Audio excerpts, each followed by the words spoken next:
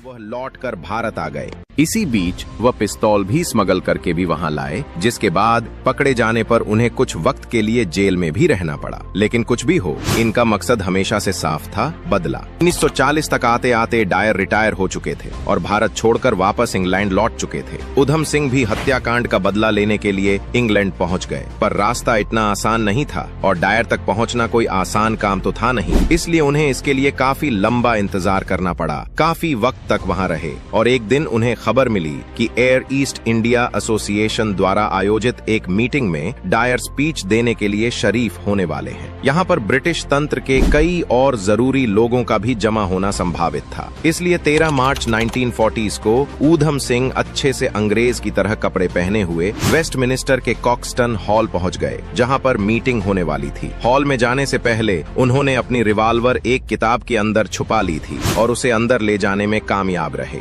जब वहां डायर की स्पीच की बारी आई तो डायर उस वक्त स्टेज पर जा ही रहा था कि तभी ऊधम सिंह ने एक के बाद एक 6 गोलियां चलाईं, जिनमें से 2 गोलियां डायर को लगी और एक तो उसके दिल के आर पार हो गईं, जिसकी वजह से उसकी मौके पर ही मौत हो गई। इस गोलीकांड में कई और ब्रिटिश अधिकारियों और राजनेताओं को भी कई चोटें आईं और उसके बाद भीड़ की नजर गर्व से फुले ऊधम सिंह पर पड़ी। ऊधम सिंह भगत सिंह को न सिर्फ को अपना हीरो बल्कि अपना गुरु भी मानते थे, जिस वजह से भगत सिंह की तरह वो मौका होते हुए भी वहां से भागे नहीं, बल्कि उन्होंने वहां अपनी गिरफ्तारी दी। गिरफ्तार होने के बाद उन पर मुकदमा चला और क्योंकि अब दुनिया भर में ऊधम सिंह का नाम पहुंच गया था, इसलिए ऊधम सिंह की तरफ से केस लड़ने के लिए वी.के. कृष्णा मेनन आ गया। वी.के. कृष्णा मेनन बाद में आजाद भारत के यूएन में एम्बेसडर भी रहे और नेहरू कैबिनेट में रक्षा मंत्री भी। हालांकि उस वक्त नेहरू और गांधी दोनों ने ही इस घटना को गलत ठहराते हुए ऊधम सिंह की निंदा करते हुए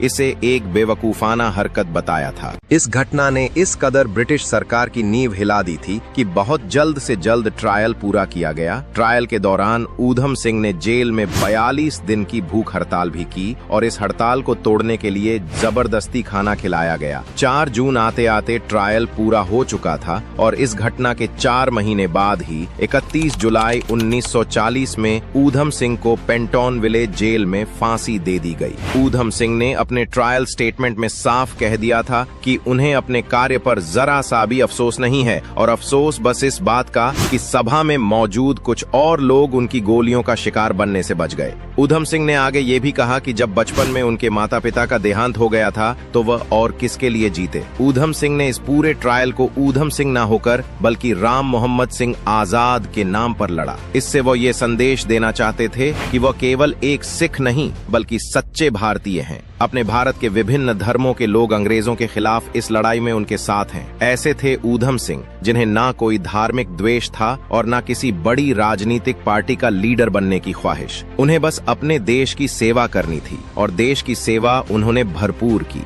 उनके अवशेषों को 1970 के दशक में वहां से भारत लाया गया, जिसके बाद उसका कुछ हिस्सा पंजाब की सतलुज नदी में बहा दिया गया और कुछ हिस्सा आज भी उसी जलियांवाला बाग में रखा गया है, जिसकी लाल मिट्टी शायद ऊधम सिंह की राख से पहली बार ठंडी हुई होगी। हम अक्सर आज भी भारत में 15 अगस्त की छुट्टी में अमर सपूतों को याद करना भूल जाते हैं। ये वो लोग हैं जिन्होंने हंसते हंसते अपनी कुर्बानी दे दी थी ताकि हम लोग आज एक आजाद नागरिक की तरह से जी सकें। इसलिए हमारा इतना तो कर्तव्य बनता है कि हम इन्हें याद रखें और आने वाली पीढ़ियों को भी उनकी गौरव गाथा सुनाएं। अगर आपको आज का यह वीडियो अच्छी लगी तो वीडियो को लाइक करें और चैनल को सब्सक्राइब करें। जय हिंद, जय भारत। तो वह लौटकर भारत आ गए। इसी बीच